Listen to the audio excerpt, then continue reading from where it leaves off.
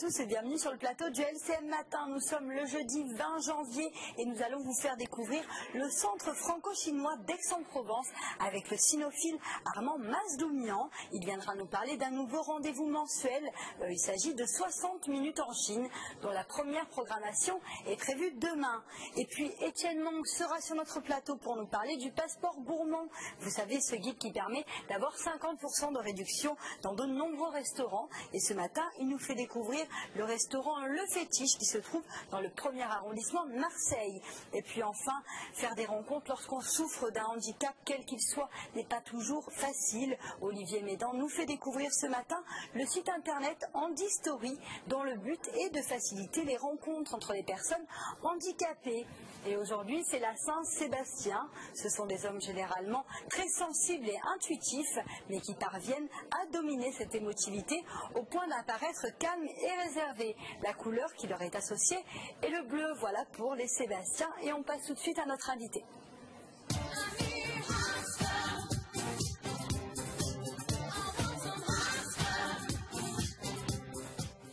Bonjour Armand Mazdoumian. Ni hao, Alexandra. Vous parlez chinois? Oui. J'espère parce que vous êtes sinophile. Alors j'ai longuement cherché sinophile, qui veut dire qui est passionné de Chine, par la Chine.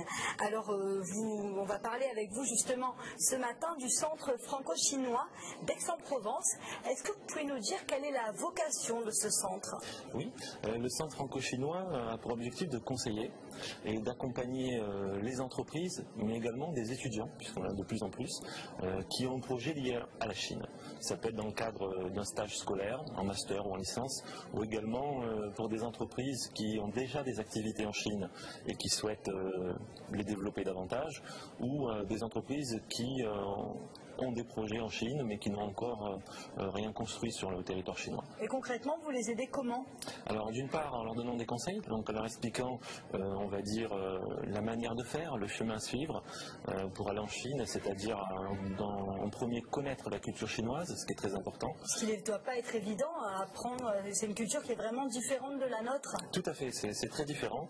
En fait, la plupart du temps, lorsque un occidental va en Chine, que ce soit dans le cadre d'un stage ou dans le cadre d'affaires, il y va avec, on va dire, un raisonnement qui est franco-français, avec une démarche qui souvent n'aboutit pas ou peu, parce qu'on est confronté justement à un décalage avec une culture des affaires qui est très différente en Chine. Voilà. Donc l'idée, dans un premier temps, c'est d'expliquer comment on fonctionne en Chine, quels sont les aspects culturels qui entrent en jeu au quotidien, en se présentant, en essayant de faire des affaires, puisqu'en Chine on ne fait pas des affaires en costume-cravate, avec un PC portable, avec des documents, produits qu'on présente en discutant du prix, en prenant un rendez-vous. Ça se fait pas comme ça. Alors on fait comment? En fait, d'abord, ça se fait beaucoup par réseau, par guanxi, qui signifie réseau relationnel, et donc on doit passer par un intermédiaire qui nous met en relation en fait avec une entreprise, et là par contre ça accélère beaucoup les affaires. Ensuite ça se passe souvent au restaurant où, voilà, ça c'est intéressant, on va aller faire des affaires en Chine. Voilà, donc surtout nous dans le sud qui aimons bien la gastronomie, donc en Chine on a la chance d'avoir des cuisines assez riches de provinces différentes, et donc ça se passe au restaurant où on fait kambé, ce qu'on appelle en chinois kambé, ce qui signifie cul sec. Voilà, donc il faut pas trop en on faire. trinque tour à tour. Oui. Voilà, et ensuite c'est pourquoi les affaires marchent d'ailleurs, c'est peut-être ça la clé du succès, à force de faire des tours et des culs secs. En fait, pour les Chinois, ça permet, comme ils disent eux, lorsqu'on a bu, de voir la véritable personnalité de l'individu, de savoir si après on peut faire affaire avec lui ou pas. Voilà, c'est ça. Et vous, ça vous arrive justement d'accompagner des Français, donc des Aixois notamment, dans leur projet d'aller sur place vraiment avec eux, de jouer ce rôle justement intermédiaire? Tout à fait. Alors moi je les accompagne dans certains cas. On se déplace en fonction de leur projet, donc on établit un business plan, etc. Et ensuite on doit passer par ces traditions chinoises, on va dire, dans les affaires, où on se rencontre au restaurant. Alors moi je ne bois pas d'alcool, donc c'est assez difficile pour moi, puisqu'on trinque pour l'un, pour l'autre. Souvent en Chine c'est des grandes tables qui sont réservées dans des restaurants, dans des salles privées. Et on est 5 voire 10 personnes autour et ça dure des heures et on trinque à la rencontre de l'un, de l'autre, etc. Donc ça fait plusieurs occasions de trinquer. Alors on va maintenant, si vous le voulez bien, parler donc de 60 minutes en Chine. C'est un nouveau rendez-vous mensuel. Quel est le concept de ce rendez-vous? Le concept, c'est en fait la Chine aujourd'hui, c'est ici au 3e rang économique mondial. Il y a une ascension fulgurante qui en fait impacte sur le quotidien des Chinois en Chine. L'idée c'est de savoir de quelle manière elle impacte sur le quotidien des Chinois, qu'est-ce qui change. Qu'est-ce qui change, oui. Voilà, puisqu'il y a des changements. Et par contre de l'autre côté, c'est de voir quel est son nouveau visage et de quelle manière son nouveau visage est perçu par les Occidentaux. Voilà. Comment il est perçu aujourd'hui, ce visage? De deux manières, en fait. On a les personnes qui pensent que la Chine est un Eldorado, donc avec plein d'opportunités, et qu'il faut y aller absolument rapidement. Et il y a d'autres personnes qui pensent que la Chine fait peur. Effectivement, le régime aussi, voilà, politique. qu'il y a des difficultés dans les affaires. Alors effectivement, dans les affaires, c'est pas très facile, parce qu'il faut s'armer et justement connaître davantage la culture des affaires chinoises. Et justement, c'est l'objet donc de cette conférence qui aura lieu demain sur le thème de comprendre la Chine d'aujourd'hui. Comment va se dérouler ce rendez-vous? Donc, comme vous le dites, ça aura lieu demain avec notre partenaire, la FNAC Aix-en-Provence, à 17h.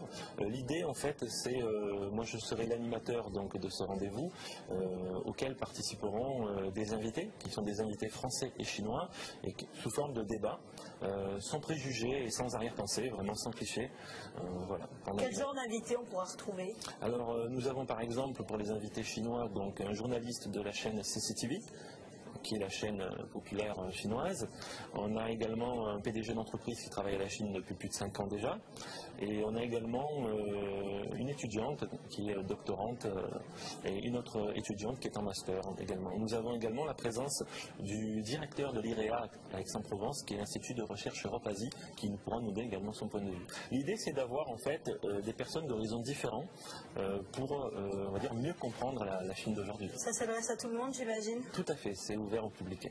C'est ouvert aussi au public. Et rapidement, pour conclure, s'il y a des gens qui nous ont regardés et qui ont envie de monter un projet en Chine, ils vous contactent directement. Est-ce que ces démarches sont gratuites ou est-ce qu'en contrepartie, on doit payer une cotisation? Comment ça se passe? Pas du tout, non. Nous, tous nos services sont gratuits, c'est précisé sur notre site internet. Donc on peut nous contacter directement sur notre site qui s'est affiché internet. Merci beaucoup Armand Masdoumian d'être venu sur le plateau. Et donc on vous donne rendez-vous demain entre 17h, à partir de 17h à la FNAC d'Aix-en-Provence, puisque c'est votre partenaire. Et ce sera tous les mois, hein. C'est un rendez-vous récurrent. Avec des thématiques différentes. Voilà, avec des thématiques différentes. Merci beaucoup d'être venu sur notre plateau. Merci Alexandra. Et quant à nous, on passe à l'agenda.